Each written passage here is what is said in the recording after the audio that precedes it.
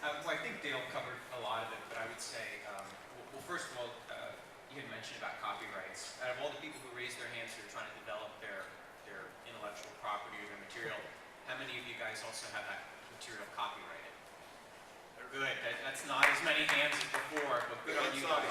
And that is the absolute first step, is to protect your material. I think a copyright, it's only $35. It's the best bargain in Washington, D.C. Go and do it. It's much better. You can do it on the web, right? What's that? You can do it on the web, right? You can do it online, and there's just no reason not to. A lot of people have tried something called the poor man's copyright, where they mail the material to themselves. You're right, it doesn't work.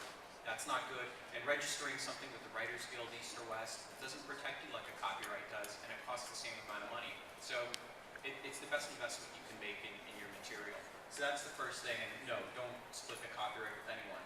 How you find artists, how you find anyone else, I liken it to if you're looking for a job. You can go online, you can check sites and stuff like that, and that's a good way to get hooked up with people. But word of mouth, as Dale said, is really the best way to get a job and also to meet collaborators for your comics. And fortunately, as fate would have it, Robert, Dale, and I all go to the same comic shop, and that's how I met these guys. And I just went into my store and said, hey, look, I'm trying to develop a comic. I'm looking for artists. And they said, well, this guy, Robert Roach, is a pro who goes here. He can probably put you in contact with people. And then you meet Robert, and he tells two people, and they tell two people, and da-da-da-da. And then, yeah, exactly. Maybe in a commercial. Right. So you're saying basically information wants to be free and let it be so. Absolutely. It's all about word of mouth, and if you put that out there, I think it comes back to you. And then it's sort of the onus is on you as the creator to do your due diligence and to find out, about the printing. And a lot of times somebody that you know has that information, and they can get that to you. Mm-hmm. Well, I'm hearing that you guys it seems like 100% of you, before actually even creating it, kind of sat down and said, here's where I want to be, here's what I want to do.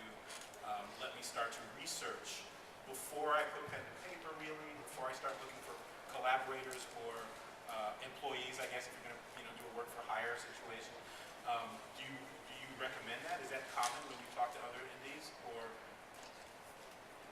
I think it's a good idea. I mean, the more research you can do, the better. I mean, in a lot of ways, this medium, and especially if you go the indie route, it's still kind of like the wild frontier, the wilderness. You're sort of a pioneer, and you're sort of making it up as you go along. But yeah, I mean, there are some precedents, and I think if you do research, it might cost you a couple hours up front, but it could save you a couple $1,000s down the road. So it's a good idea. And I mean, the only other point I wanted to stress is that I've only been doing this for 3 years, so I'm far from an expert on this kind of stuff, and I'm still learning, and I'm still finding new printers that give me better quality, lower cost, and stuff like that. So that, just because you pick somebody early on, you don't have to stick with them the rest of the way.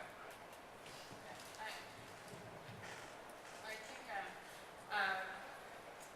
I've used the same, like for an example, colorist from the Ashcan to now issue 3 came out yesterday, but I switched printers like every issue, and I think it's a refining, but I did a 1-year plan.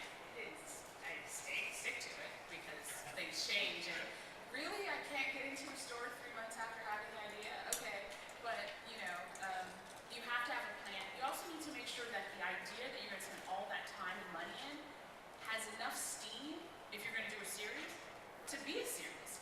Or is it one book? Is it a graphic novel? Is it, a short story that you want to add to a collection and let somebody else do all of the publishing or whatever, and you get your story out there? You need to think really critically about what you're going to devote, what are limited resources, be they time, money, energy, to as well.